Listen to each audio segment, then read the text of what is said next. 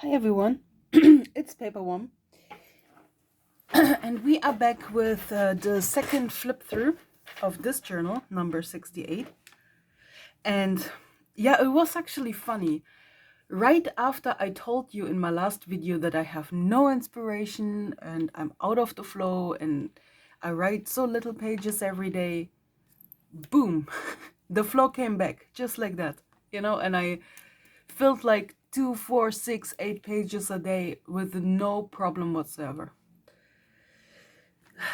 I guess sometimes we just have different phases, and so if you are like in a journal slump right now and you think that you will never progress, then you know just know that one day the day will come. I undergo those phases all the time. There were times when I filled a journal like this in like 16 to 18 days, and now look, this took me, I don't know, 6 weeks or so. And this is a really small journal. It's like the size of my hand, so it could have been done faster, but I wasn't in the mood, and that's okay too. I mean, no one forces me. It's my journal, right? but I always feel like sometimes when you are like in the journaling community, you see people who are like bam, bam, bam, bam. They feel like God knows how many journals a year, and you feel like small and you know what I mean? Like you feel like, wow, I wish I could write so much. But then you also need to wonder, you know, like how much time that person has to write. Not everyone has that time, right? Some people work all day and then they can barely write a few sentences and then get tired and sleep. So, yeah, I have a lot of time on my hands, but I occupy myself with other things, such as story writing, right? So, yeah. Wait. Yeah, I have a little marker here. My planchette post-it note. So I think we left off here with the lyrics that I wrote down. Would Anyone Care by Citizen Soldier. It's a really nice song. They make like songs about mental health, depression, suicide, those type of topics, and they have really good songs that really speak from my soul. Yeah, I think you have seen those pages. I don't know. I hope I'm not wrong. Here we have some aliens, some witchy stuff, vintage. Like, I decorate every journal spread differently because I have so much stuff that I have to use up, I guess. An image I had sitting, lying here on my table for, I don't know, since last Halloween or so. And I wanted to use it up finally. I myself am strange and unusual. Yes, I really can, what's the word? I don't know the fucking word, but I can use this and make this work for me and express myself through this quote. This is why I also have this Killstar tumbler with the same quote. This is filled with iced coffee.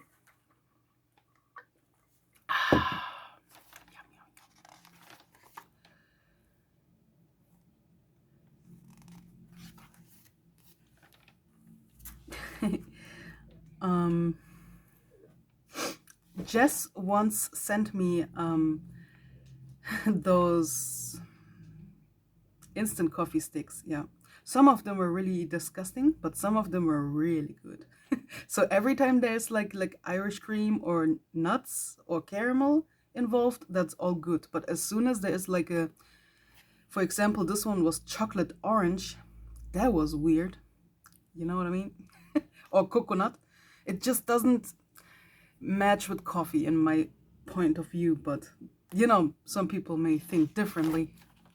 It's like the same when people say pineapple don't go on pizza, That's like people can divide over this shit. Oh, some cutesy stuff. Yeah, I wanted to try making a skirt, pattern out of washi tape. And it did work. Just, you know, cutting with the razor blade was like destroying. Even though I used something behind it, I destroyed some of my pages. Yeah, no, a new notebook. I'll show you right away.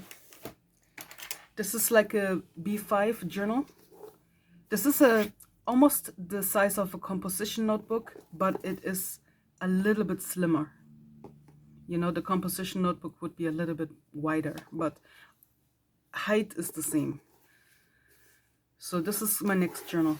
It's really cheap. It was $2, you know, at the Action store. So when we could still enter it without having an appointment and a test, you know. So yeah, I gonna just use the things I have in my house because I don't want to go out shopping.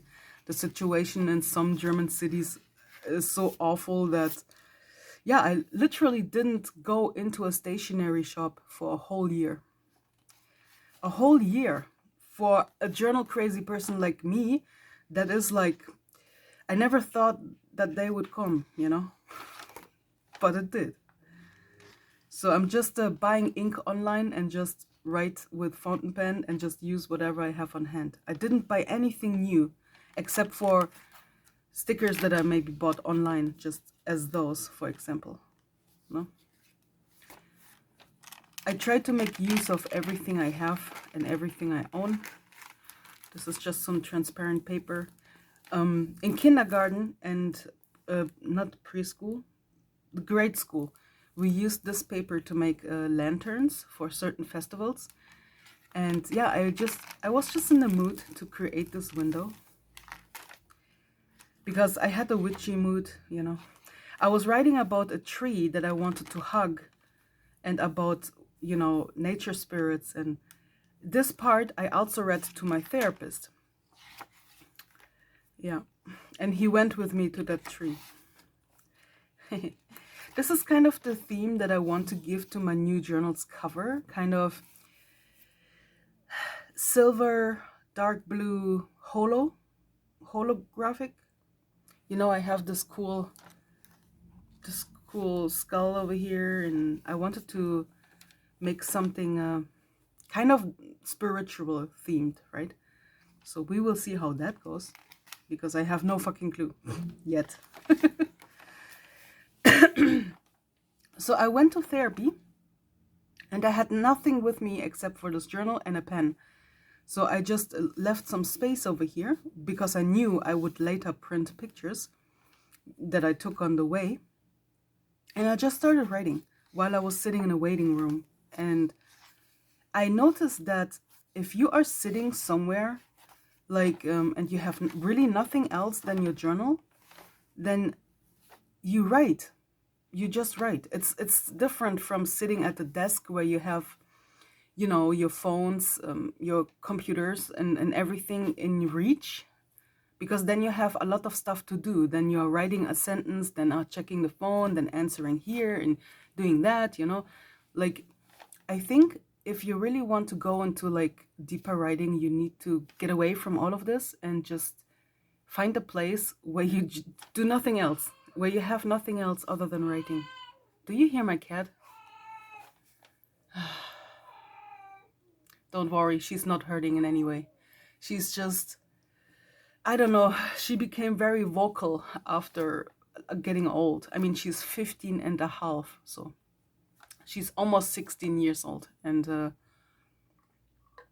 I think she's getting dementia because she is all the time, all day, she's really like meowing like that, you know, like this really long meow and stuff. And yeah, basically she does this all the time. When she is pooping, then she comes out and she's informing me apparently that she pooped or something, you know. When she had eaten, she's doing that. So she's doing this all the time.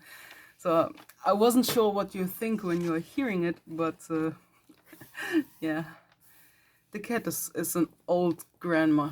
So yeah, this was actually the tree that my therapist and I hugged, that I wanted to hug, but I was afraid of feeling ashamed, right? I thought if I just go and I hug a tree, then people would think that I'm a lunatic, right? Like I'm weird, or maybe I'm some strange hippie or something. But, I don't know. I was very concerned about that. So I was reading him all of this part from my journal. And he said, "Where's the tree?" And I said, "Yeah, it's 10 minutes from here." And then he was like, "Yo, come on, we are walking there." And then we went to this tree. You cannot see it because it looks slim, but it's actually so wide that I cannot even hug it 3 times if I spread my arms. This is how thick it is. I just took this picture from a big distance. It is huge. It is probably hundreds of years old, maybe 600 years or so. I don't know. It is really, really thick.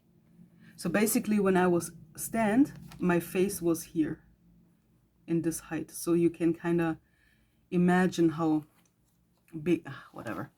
So yeah, we were standing there and he said, "Look around you, look at the people." And I looked at the people and I noticed that no one gives a shit about us. And then he said, "Come on, let's hug the tree." And we both hugged the tree at the same time. And yeah, it was really like that. No one gave a fuck. No one. No one even looked at us. I don't even know. It was like we were invisible, No one took one look at us. And after we were done, I understood that what I do outside doesn't have any meaning for anyone, and no one cares. And I don't have to feel ashamed, or I don't have to be afraid of being ostracized just for hugging a tree or whatever, So yeah, that was a good lecture, you could say. Yeah, I really enjoyed it. Also, just taking a walk with someone, like even though it was my therapist, he's a really handsome looking man, like taking this walk was really nice. It was like after being alone always, it was like a nice change of pace. And then he started to talk about poetry and whatnot. And he told me that you can only see a flower's beauty after it bloomed. So you have to open up to people so people can see your beauty and, what's on the inside and whatnot. Like, I don't know. It was really funny, but it was a good lesson. It was a good lesson. And I'm so happy that I have him and that I go there because I learned so much every single time. Yeah.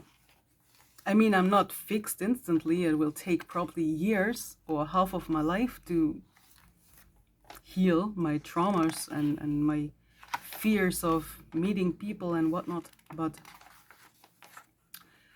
yeah, therapy is really a good idea for everyone, I guess.